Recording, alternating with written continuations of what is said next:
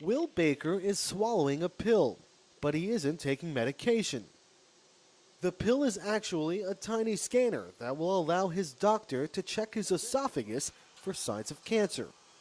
Baker was diagnosed with Barrett's syndrome in 1996. It's a condition where the lining of the esophagus is replaced by cells normally found in the gastrointestinal tract. The danger with Barrett's is its potential to develop into a deadly form of cancer. 2 minutes after swallowing the pill, the doctor pulls it back out using a tether. I think it's a major breakthrough. I think it reduces the fear of people who have heard about the I guess they call it the garden hose. The garden hose is a thick fiber optic scope used during an endoscopy, the procedure normally used for screening patients with Barrett's. In that procedure, a patient is sedated while the doctor uses the scope to search for abnormal cell growth.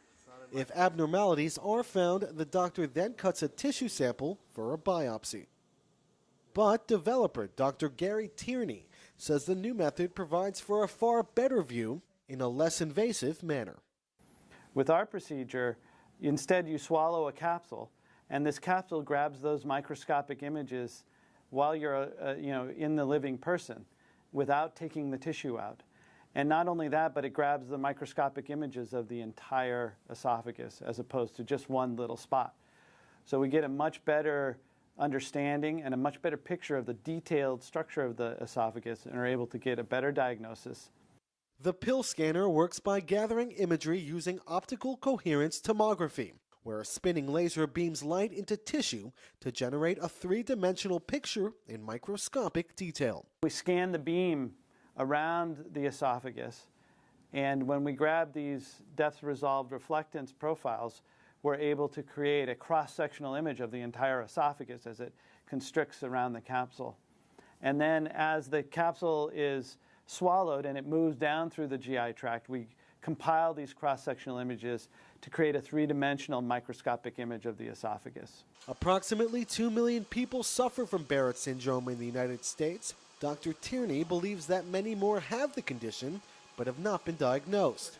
Will Baker believes the ease of the new procedure will persuade more people to opt for testing. I think more people are afraid of the other scope because I already know of a couple of people. I've encouraged them with their heartburn to come in and they just have backed off, whereas this procedure they would do it without hesitation, knowing that they're not being put under, knowing that it takes a short period of time, and there's very little discomfort, if any. Dr. Tierney says that similar scanning devices could eventually be used elsewhere in the body, making cancer checkups less invasive and saving lives in the process.